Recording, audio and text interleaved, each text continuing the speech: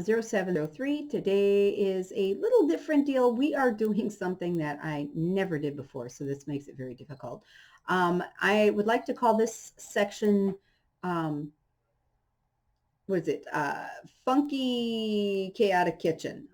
It's pretty much fits my cooking style. What I love about cooking is it's scientific and yet artistic. Now, the scientific part screws me up. Measuring, I am no good at. I just kind of eyeball it, see where I'm at, taste it, and then if it needs a little more, I'll put more in. I'm very chaotic when it comes to that type of thing. But the artistry of cooking gets me. So this first video in this section is going to be kind of a happy Halloween type thing. What we did, and this is a hard title to remember, it is called Chicken and Rice Stuffed Pepper Pumpkins. So it's bell peppers that are stuffed with, it's a buffalo chicken mix that I put together.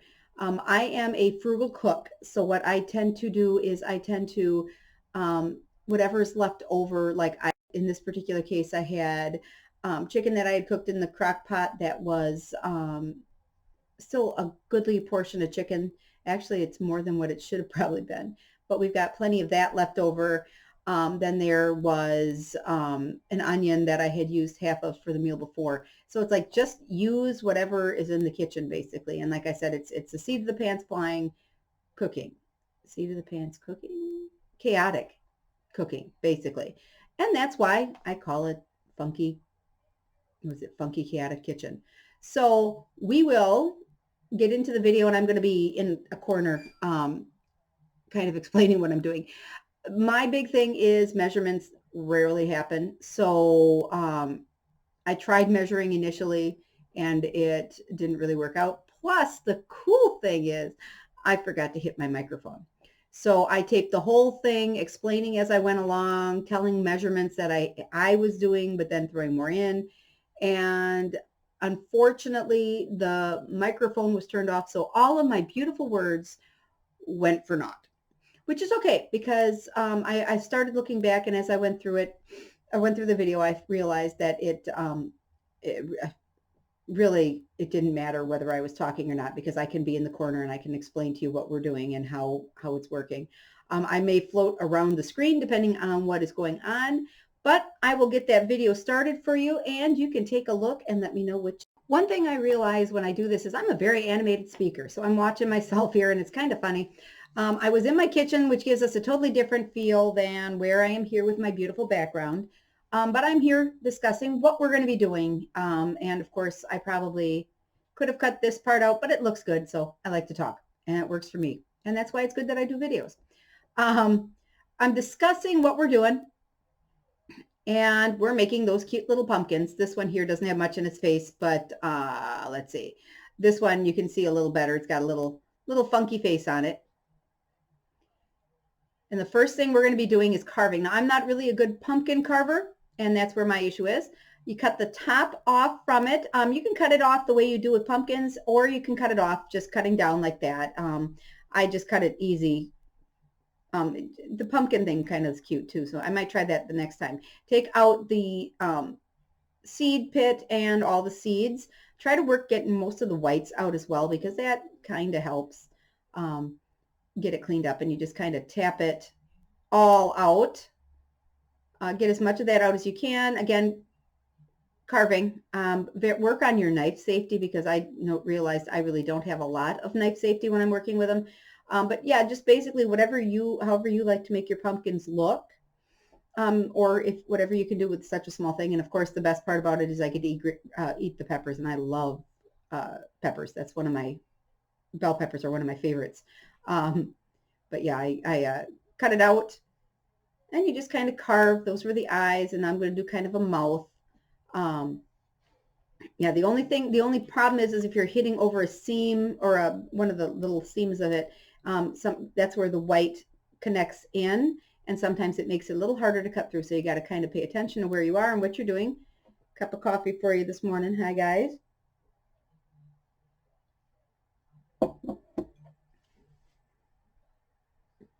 And as you can see, I left the tag on the back, unfortunately. That is easy to peel off. And then, you know, just a cute little face for your pumpkin. Yep, and then you take the cover and kind of look through, see what you can get off there from there. The top is usually, most likely not going to be eaten, so you're just going to leave it like that, but it's cool.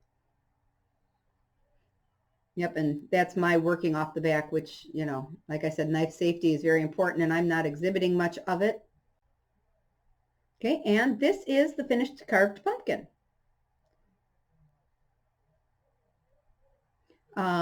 The meal serves for the meat that I put together, actually, and this is the chicken that I was talking about. This chicken was enough. I mean, I've got enough left over, so I'm going to be able to use it for something else, and I'll have to kind of freeze it and then figure out what I'm using it for.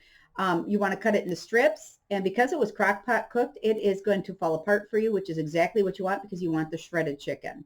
That might be, make a shredded chicken fajita. Well, that might be cool. We'll have to try that with what's left over, and I'll just end up throwing that in the freezer and reheat it as I need to. So yeah, we're just slicing it up, and then as you put it in the bowl, you want to break it up as much as possible. My arm is in the way. But yeah, you just kind of break it up, shred it, because the whole thing is to make it nice and shredded so the chicken is spread throughout. So you just keep shredding it out. This was like 2 large breasts left over that I was able to pull out of the crock pot for the meal. So got a lot of time on that. A lot of use on that, so that'll work out perfectly. Like I said, I'm a frugal cooker, so if I have something that's left over, I'm going to find a way to use it and use it and take care of it. And I hate throwing food away, so I'll find a way. And this is kind of like this is kind of keto. The rice I'm using is going to be a cauliflower rice. So that would be something you would pick up as a riced cauliflower, and you can use half a bag in there. Add more if you want a bigger feeling if your chicken didn't fill up the bowl as much, but my chicken filled up the bowl perfectly because I had way too much in there. So we have the chicken that I'm still slicing, breaking up, make sure the larger pieces, larger strips are cut down. Okay, the next thing we are doing is we've got that half onion, and we're going to chop that up. If you have a food processor, it probably would work easier. My knife work leaves a lot to be desired, so definitely a food processor would work better for me to chop it up finely. It wasn't much of an issue once I made it that we end up having those larger chunks of onion in there. It added a little extra kick, but like I said, I'm planning on using the rest of it for fajita, so we'll see where that works out. Of course, then you wouldn't have issues like this where you almost, you know, chop your finger off. Although I didn't get anywhere near my finger. Sorry for the counter being a little messy. I've got Kat, and she leaves her bowls lay around. The bowl is actually empty, so there's nothing in there. We have a metal insert, so don't worry about that. That's not unhealthy. Just kind of a neat little chopping up the onions. And like I said, my knife work leaves a lot to be desired. I certainly will not be on MasterChef or any food channel shows, but I kind of like to cook, so we'll see. Do some creative meals on here. My favorites, I guess, will be what I'm going to be doing. So we're going to chop down. Okay, we're going to start, and then we're going to say, nope, we're going to cut it down in half. Yeah, see, it took me a second to figure that out. Not the brightest bulb in the pack today, or that day.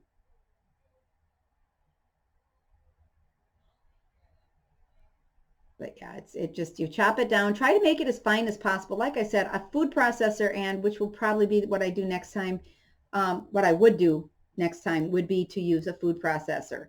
I have found that you can use just about anything you want to stuff. I mean, your favorite stuffing recipe would probably be it. And the big thing is this is the holiday thing. This is the pumpkin look. So basically all we're going for in this how-to video, which isn't really a how-to, it's a what video, would be to just kind of give you an idea of what you can do and how to carve and what needs to be done. I'm spending a lot of time here, and I want to make the pieces as small as possible just so that they are scrumptious. These are sweet. This is a sweet onion, and it really was very sweet. Actually, I didn't cry one bit, which was nice because onions usually make a person cry. Sweet onion did not, so that makes it a little easier. And we will continue chopping our onion. All right, now the next step after you make your pumpkins is to put them in a boiling pot of water. So once it gets boiling or very, very hot, mine was right to the point of boiling, but not quite yet, you can throw your pumpkins in. Now that's going to slow down the heat up of the water, but it also gets it boiling. You boil them for about 5 minutes. You want them to be blanched, but not to the point where you're going to peel the skin off. And you just let them cook. I also just kind of stuffed them down in the water to make sure that it was or everything was as deep as it could be. It looks pretty good there, and I think I just kept tapping it down to get her in, but they're definitely going to be in there and cooking. We are adding the liquid to the orders. I put Worcestershire sauce, Dijon mustard, and a little bit of sriracha. Putting the Worcestershire sauce in right now. I did, after mixing it up a little bit, give it a taste and find that I needed more, and then I probably should not have put more sriracha in because the sriracha was extremely hot. But I just kind of mix it all in and put them all, or dump it in. I did measure out initially, and it was not enough. So I ended up just kind of squirting in. Like I said, I'm a chaotic cooker.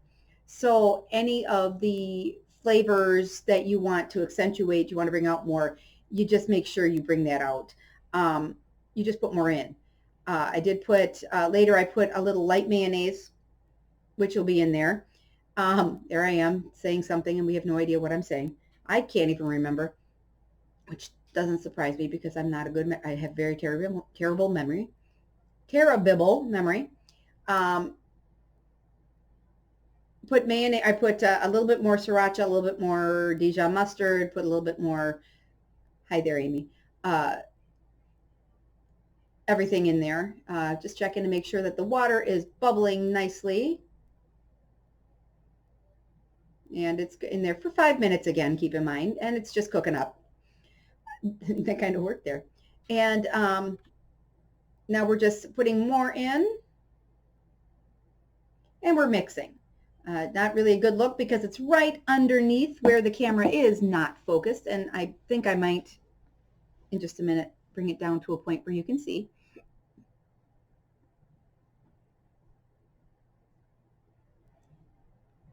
Yeah, just kind of a robustly mix to make sure everything gets mixed in together better. Requires a little work. By the way, happy Halloween, guys. I'm in the middle of cooking here and just really love having you guys come popping in. If you got an idea of what you're doing for Christmas, or Halloween, I'm sorry, Halloween, let me know in the bottom here and in the bar. I'd love to hear it. I'm not sure what I'm talking about. Like I said, it was very animated. I think I'm still mixing. Aha, no, I am breaking up the cauliflower. I would suggest bringing it out earlier and letting it thaw a little, or taking out the portion that you're going to use and then put the rest back and then let it thaw, or even cooking it first just to get it all broken up. It tasted fine, but it really didn't give you a lot of the rice feeling to the meal. You can use real rice. I just did a more keto approach to it simply because of my diet, which actually wasn't bad because it tasted pretty good. I mean, it didn't take anything from it. But yeah, we're breaking up the rice. You put in, I used about half a bag, put that rice in there, or rice cauliflower in there and mixed it up. You would take, you know, basically season it to your taste, what you want for rice.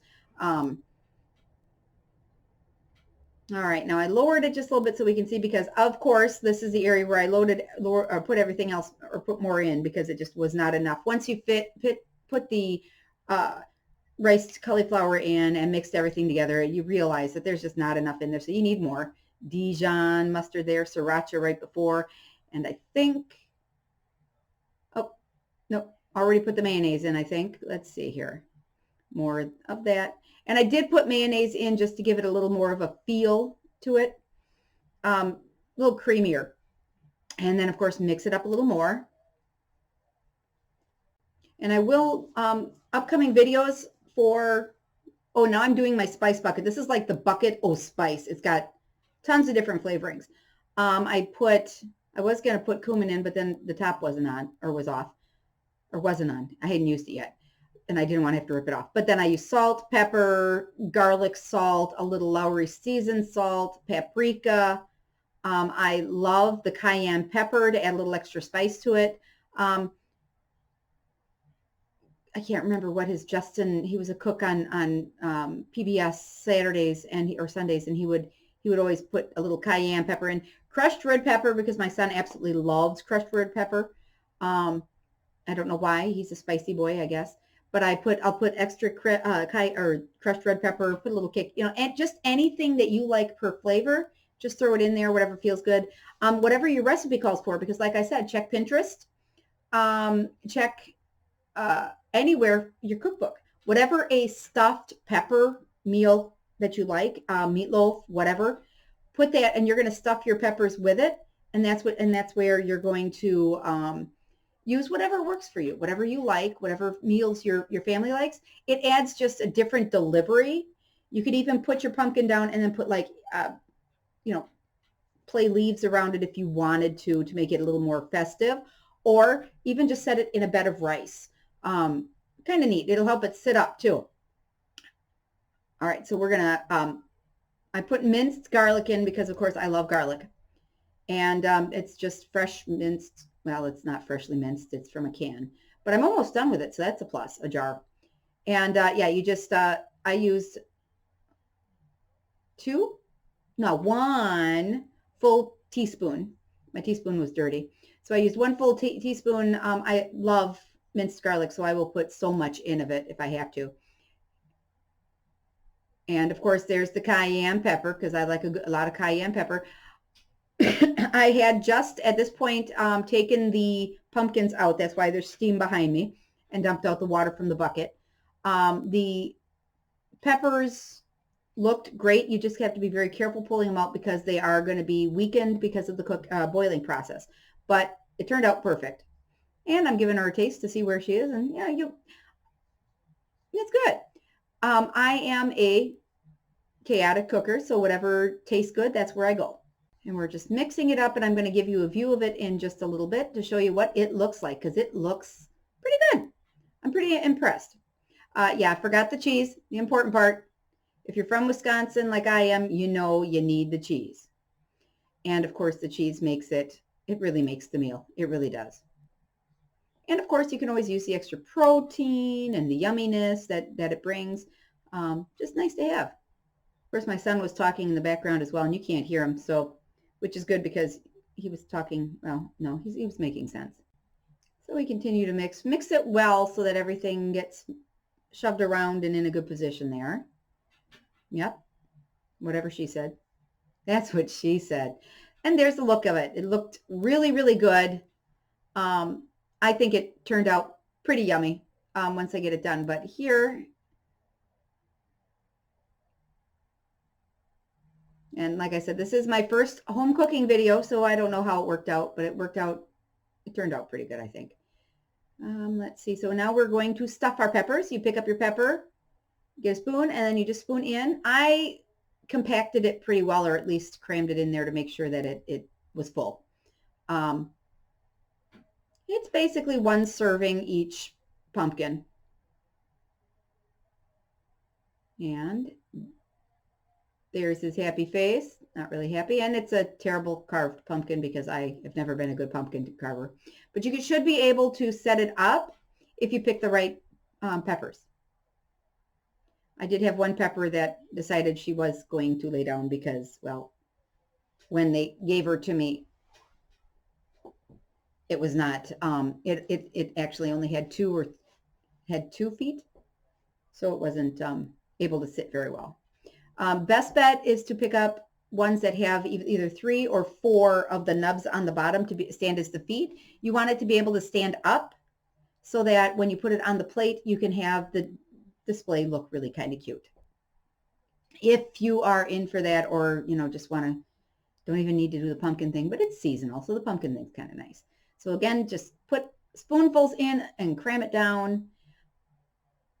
You can put it back in. There it is. put the top on while you cook it just to make sure that it is well taken care of.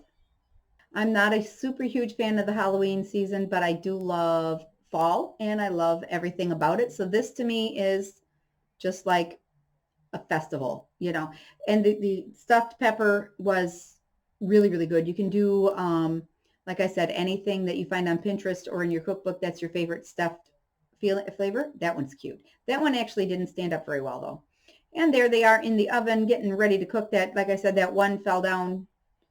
It only had 2 nubs on the bottom.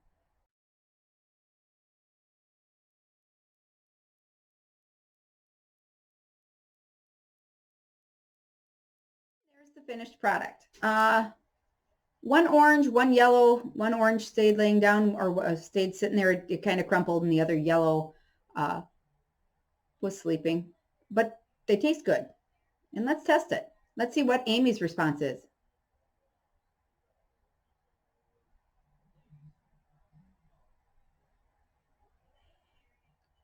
It's not bad, but it had a kick to it because of the sriracha.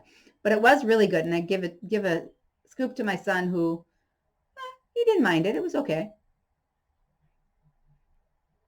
I always gauge how a meal goes if I have him test it and he decides whether he would want me to make it again. And it appears he's willing to have more.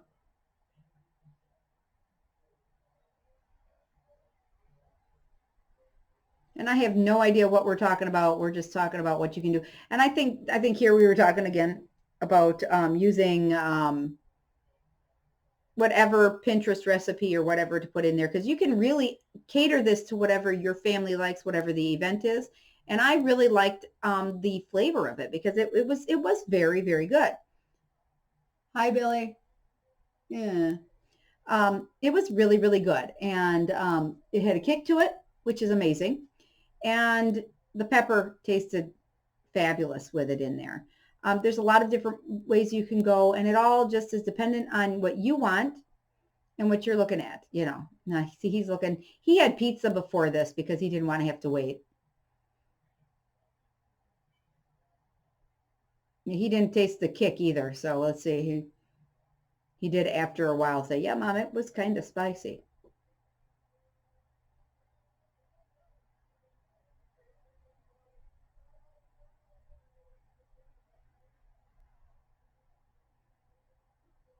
Ah, brings back memories.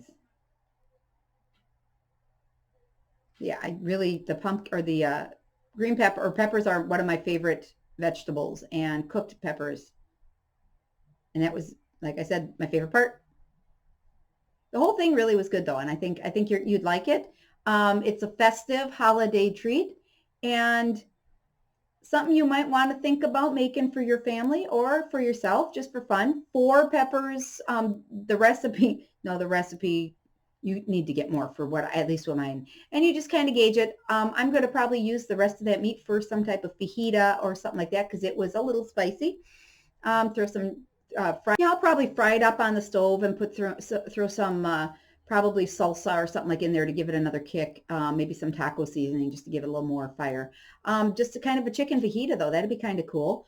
Or I could do a quesadilla with it because it's creamy enough that it would make a pretty good quesadilla. And maybe I'll tape that and show you how to do her, or because I've never done it either. So we'll see how we go. But I hope you enjoyed this video. It's a little different. It's something that I'm kind of working on. Amy or Funky Mama's Chaotic Kitchen sounds good to me. It is very weird because I am not a scientific cook. I am an artistic cook. So I like to, I don't worry about all the measurements being precise. My father, bless his soul, had always taught me to just kind of measure or cook by feel. What tastes well, what feels right. And I understand there are certain things that you use recipes for, very strict recipes, and I do that too. I do that too, but I did not in this particular case. Somewhere down the road, I'll probably do a video where I am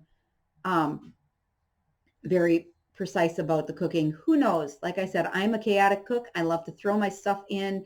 I'm a kitchen sink cooker.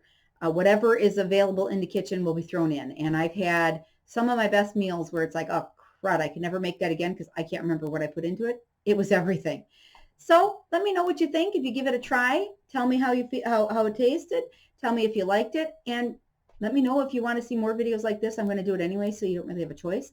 But I'm going to do a keto pumpkin pie and do another pumpkin pie because my son wants to help with pumpkin pies and he loves them for Thanksgiving. And then Christmas, I have to find a cute, another cute little recipe for like I've got the appetizer and then I've got the dessert, maybe a good main meal for Christmas. We'll have to see what I got. Let me know what you think. Comment, like, and share would be nice. But comment, like, and subscribe. Thanks for stopping into Amy's Chaotic Kitchen, and we'll talk to you guys later. Bye-bye, guys.